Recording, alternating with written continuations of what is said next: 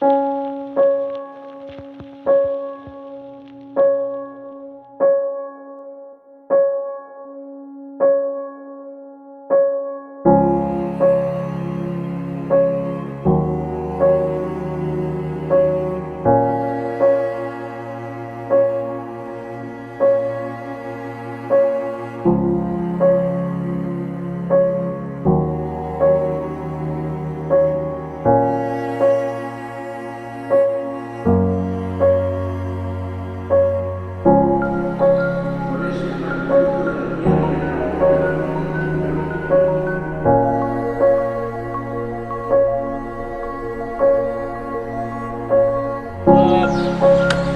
time.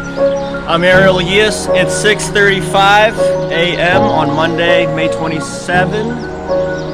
Going for the fastest known time attempt on the Camino Ignaciano. Here we go.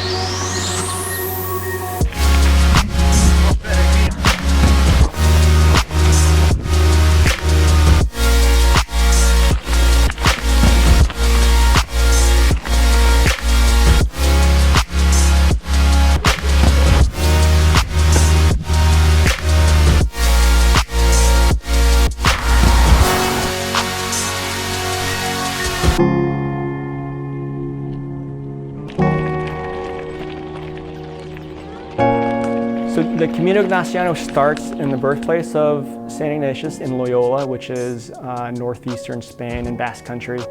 And it takes a southeasterly route and ends in Manresa. The whole mileage is about 408 miles total. And it took me 8 days, 12 hours, and 45 minutes to do. Bienvenido, amigo. Made it. So we just arrived to Loyola, birthplace of St. Ignatius. This is where the Camino Ignaciano begins. Right behind me is the Santuario of Loyola. So yeah, we're going to be starting bright and early on Monday morning. Going to be the first person to attempt to run the whole Camino Ignaciano from here and finishing in Manresa, right outside of Barcelona. So hoping to do it in about 8 days, around 50 miles a day. So wish me luck. So initially when I decided to run this, for me personally, it was to experience the pilgrimage. It was to experience the Camino Ignaciano. That for me personally was something that I wanted to do, and doing it in my own way, running. Another goal was to help promote it and to get the word out there that, hey, there's this really great pilgrimage option for people to do if that's something they wanted to challenge themselves with. Once I started at the sanctuary of Loyola and just started running on the trail, it was just this really great feeling to be free again and running again, and to have started this crazy idea that had come to fruition on that day. And those first few miles were just exhilarating. How do you feel?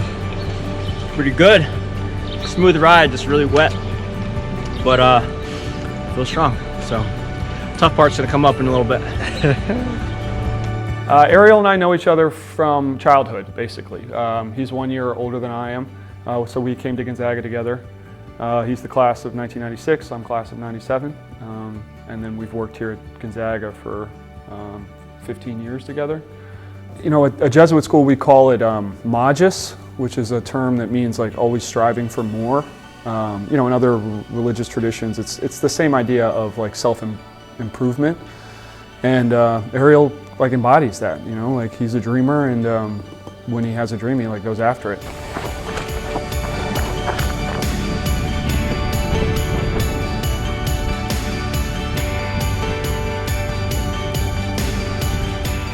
Well, day one is complete. 37 miles from Loyola. We started at 6:35 a.m. this morning and made it to San Ramon, I think around 4 p.m. today. I felt great. I had Diran on the bike in the beginning accompanying me, so that made the miles tick away. And so the crew did a great job meeting me at all the different stops and making sure I was hydrated and fed. That's it, man.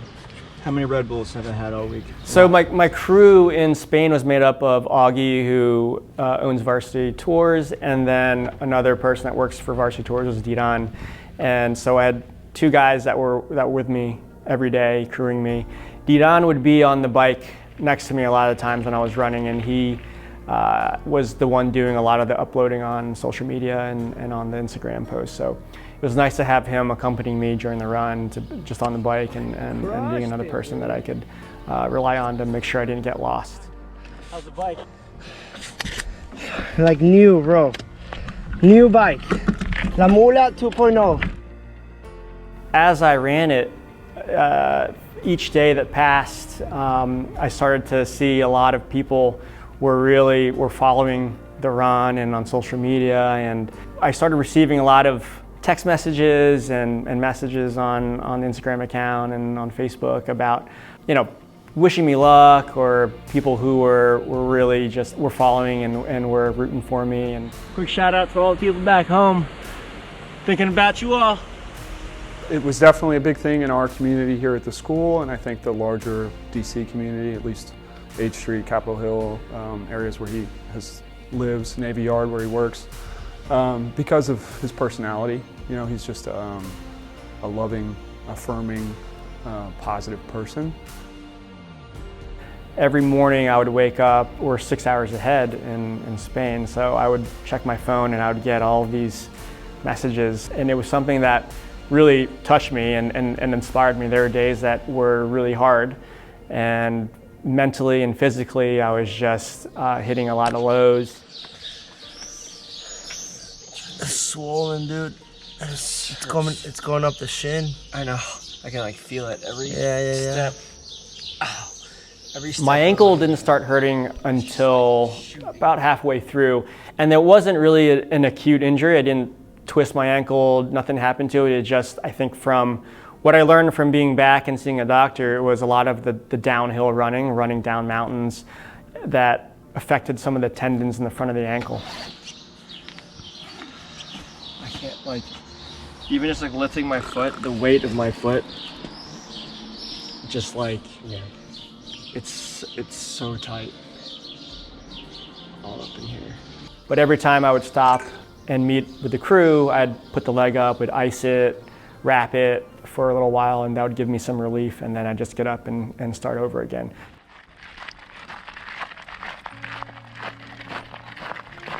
There's a lot of doubt in terms of actually being able to complete this challenge, to complete this run.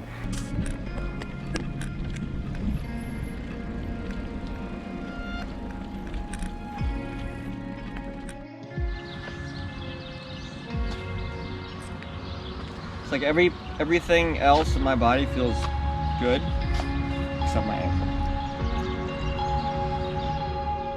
A lot of times it was those messages, those short messages that would really inspire me and to really energize me into just getting up and putting the shoes on and start walking and then start running.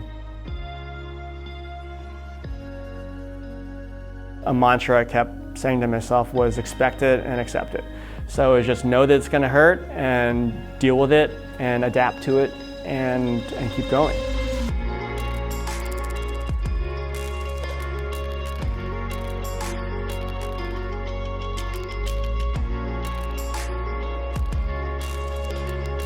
What's interesting about the Camino Ignaciano is that it's a pilgrimage that actually retraces the steps of an actual person that walked the pilgrimage.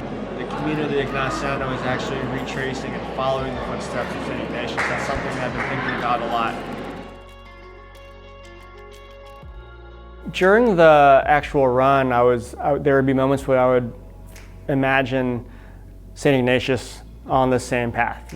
Thinking about the challenges that he had and going into these towns, that was something that I reflected on a lot in terms of putting in perspective my own pain and suffering. And this idea of consolation and desolation is really something that has sprung out of Ignatian spirituality. This consolation, there's times when things are feeling really good and you want to maintain that, or desolation when you're feeling this suffering.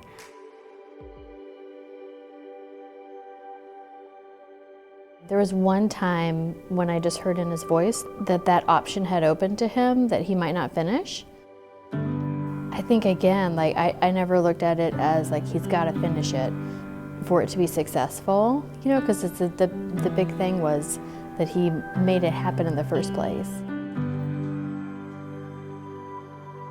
Just climbing that last hill to the cave in Manresa, where St. Ignatius spent a year in contemplation, was a huge relief knowing that I was finished, but also knowing that this was the spot where a lot of the foundational materials of the spiritual exercises were formed. Like, because of this place and because of the experience he had, you know, that's what has made me who I am today.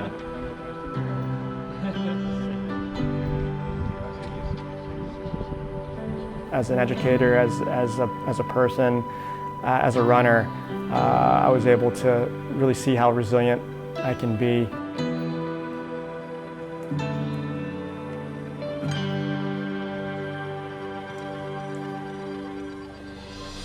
Looking back and having some time to think about the experience, you know, I've really learned a lot of lessons. Some of those from thinking about the experience was relying on others and your community, how important they are to you. As a runner, I usually do my training alone, and I really enjoy the solitude and that time for myself.